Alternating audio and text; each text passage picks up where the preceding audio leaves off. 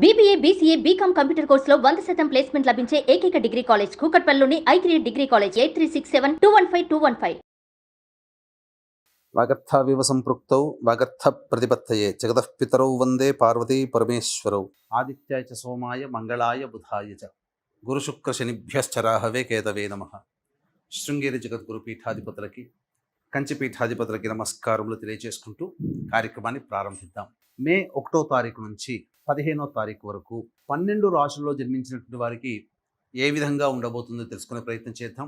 ముందుగా ఈ 12 రాశుల్లో జన్మించినటువంటి వారికి 1వ తారీఖు నుంచి 15వ తారీఖు వరకు ఏ రోజుల్లో ఆదాయం బాగుంటుంది, ఏ రోజుల్లో ఖర్చులు అధికంగా ఉంటాయి, ఏ రోజుల్లో మానసిక ప్రశాంతత లోపిస్తుంది, ఎప్పుడు ఎలాంటి నిర్ణయాలు తీసుకోవాలి అనేటువంటి విషయాల గురించి క్లుప్తంగా తెలియజేసుకునే ప్రయత్నం చేద్దాం.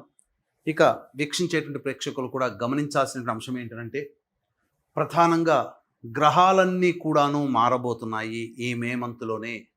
మే 14వ తారీఖు రోజున గురువు మిథున రాశిలోకి ప్రవేశం చేస్తున్నాడు. అలాగే కొన్ని పంచాంగాలలో 16వ తారీఖు మరియు కొన్ని పంచాంగాల్లో 18వ తారీఖు రోజున రాహువు మీనరాశి నుంచి కుంభరాశిలోకి, కేతువు కన్యా రాశి నుంచి సింహరాశిలోకి ప్రయాణం చేయడం జరుగుతుంది. కాబట్టి ప్రధానమైనటువంటి గ్రహాలు గురువు, రాహువు, కేతువు ఈ నెలలోనే మార్పు చెందబోతున్నారు. కాబట్టి దీని ప్రభావము భవిష్యత్తులో అనగా వచ్చే మే 15వ తారీఖు తర్వాత జరిగేటువంటి సంఘటనలకి మే 1వ తారీఖు నుంచే నాంది కాబోతుంటాయి.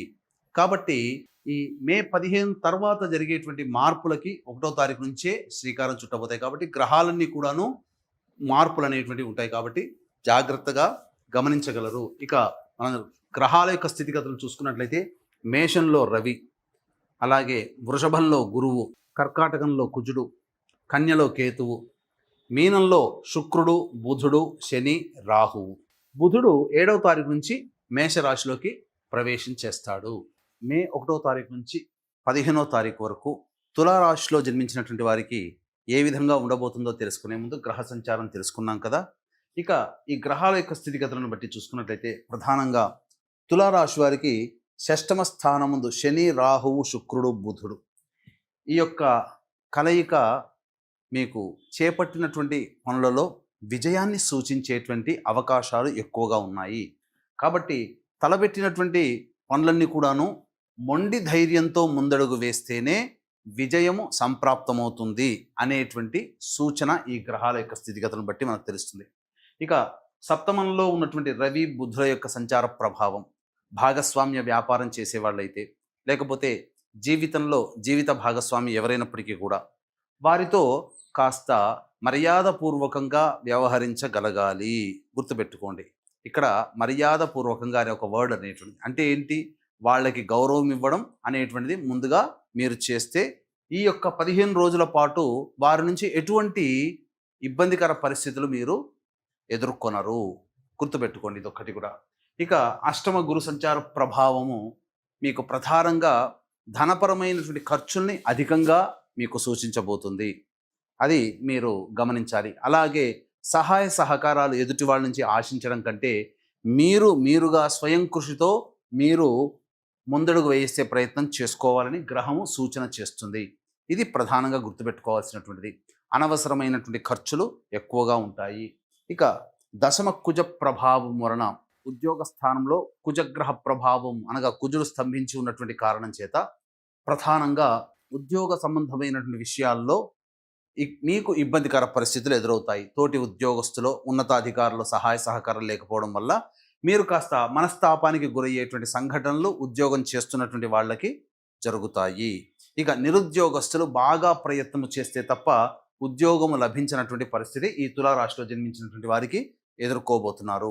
కాబట్టి ఈ 6వ మందు ఉన్నటువంటి శని, రాహుల గ్రహ ప్రభావమే మీకు అనుకూలము తప్ప మిగతా గ్రహాలు అనుకూలంగా లేని కారణం చేత కొన్ని ఇబ్బందికర పరిస్థితులు అనేటివి ఎదురవ్వక తప్పదు. ముఖ్యంగా ఎటువంటి రంగంలో ఉన్నటువంటి వ్యాపారస్తులకైనా వాళ్ళకి సాధారణమైనటువంటి వ్యాపారమే జరుగుతుంది తప్ప ఏదో ఊహించుకొని జరగలేదనే బాధపడకుండా ఉన్నదానితో సంతృప్తికరంగా మీరు కనుక ప్రయాణం చేసినట్లయితే ఈ యొక్క తులారాశిలో జన్మించినటువంటి వ్యాపారస్తులు, అన్ని రకాల వ్యాపారస్తులకి మంచి జరుగుతుంది. ఇక విద్యార్థుల విషయానికి వస్తే మీరు అతి ఆత్మవిశ్వాసం పెట్టకుండా ఉండడమే మంచిదని గమనించాలి. అంటే మిమ్మల్ని మీరు గుర్తెరగండి, మిమ్మల్ని మీరు ఎక్కువగా ఊహించుకోకండి అనే విషయాన్ని మీకు తెలియజేస్తుంది.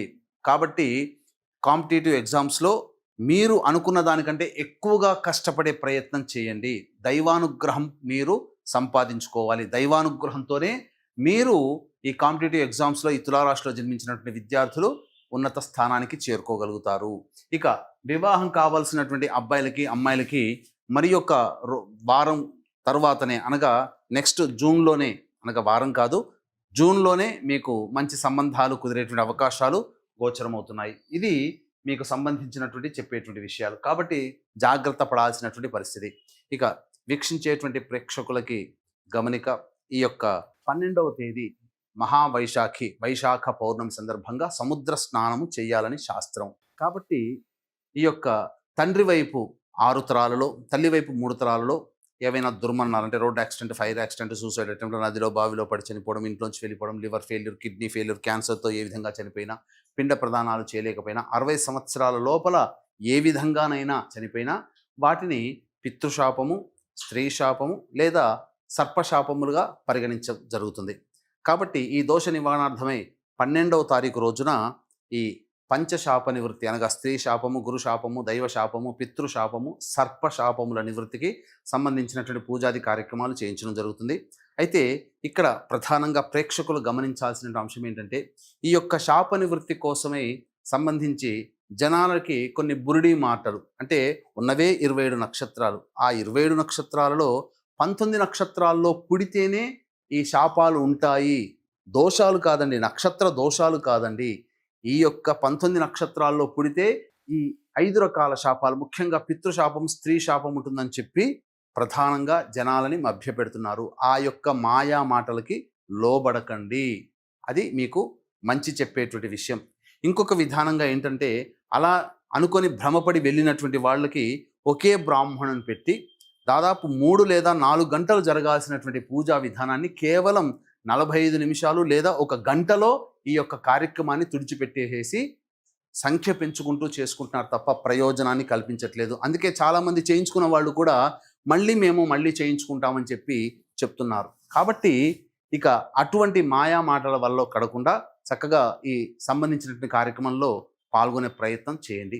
ఇక గమనించుకున్నట్లయితే ఈ యొక్క తులారాశిలో జన్మించినటువంటి మహిళలకి ముఖ్యంగా మీకు బాధ్యతలు పెరుగుతాయి, కానీ వాటి వల్ల ఫలితము శూన్యంగా ఉంటుంది. అంటే ఏంటి, ఎక్కువగా ఎదుటి వాళ్ళ కోసం శ్రమ పడాల్సినటువంటి పరిస్థితులు మీకు ఎదురవుతాయి. మొహమాటానికి కావచ్చు, బంధువులు, స్నేహితులు వాళ్ళు తలపెట్టినటువంటి కార్యక్రమాలు మీరు పూర్తి చేయాల్సినటువంటి పరిస్థితి వస్తుంది.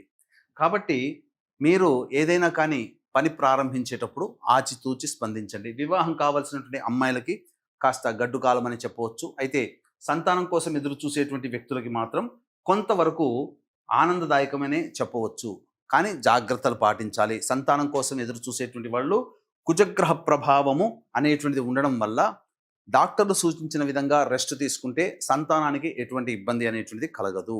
ఇక గమనించుకున్నట్లయితే ఈ యొక్క తులారాశిలో జన్మించినటువంటి మహిళలు, ఉద్యోగస్తులు కానీ, వ్యాపారస్తులు కానీ, లేకపోతే చిన్నపాటి చేతి వృత్తుల్లో ఉన్నటువంటి వాళ్ళు కానీ ఆశించిన మేర ధనాదాయము లభించకపోవచ్చు. కాబట్టి పెట్టుబడులు పెట్టి నష్టపోవడం కానీ, లేకపోతే ఇతరులకి జామీందారుగా ఉండడం కానీ వాటికి చేయకండి. ఫైనాన్స్ వ్యవహారాల్లో ఈ తులారాశిలో జన్మించినటువంటి మహిళలు తలపెట్టకపోవడమే చాలా మంచిది. ఎందుకంటే అప్పు తెచ్చి చేసుకోవడం వల్ల కొన్ని ఇబ్బందికర పరిస్థితులు ఈ మహిళలు ఎదుర్కోవాల్సినటువంటి పరిస్థితి వస్తుందని చెప్పవచ్చు. ఇక గమనించుకున్నట్లయితే ఈ తులారాశిలో జన్మించినటువంటి వారికి 1వ తారీఖు నుంచి 15వ తారీఖు వరకు రోజువారీ కార్యక్రమాల్లో ఏ విధంగా ఉండబోతుంది. ముఖ్యంగా 1, 2, 3 తారీఖుల్లో కనుక చూసుకున్నట్లయితే సంతానంతో విభేదాలు, సంతానం మూలకంగా ఖర్చులు పెరుగుతాయి. దూర ప్రాంతంలో ఉన్నటువంటి వ్యక్తుల సహాయ సహకారాలు, సమాచారాలు మీకు లభిస్తాయి. ఇక మీ ఆరోగ్యం పట్ల శ్రద్ధ వహించాల్సినటువంటి పరిస్థితి. ఆస్తికి సంబంధించినటువంటి వివాదాల్లో కొంతమేర మీకు అడుగులు జరుగుతాయి.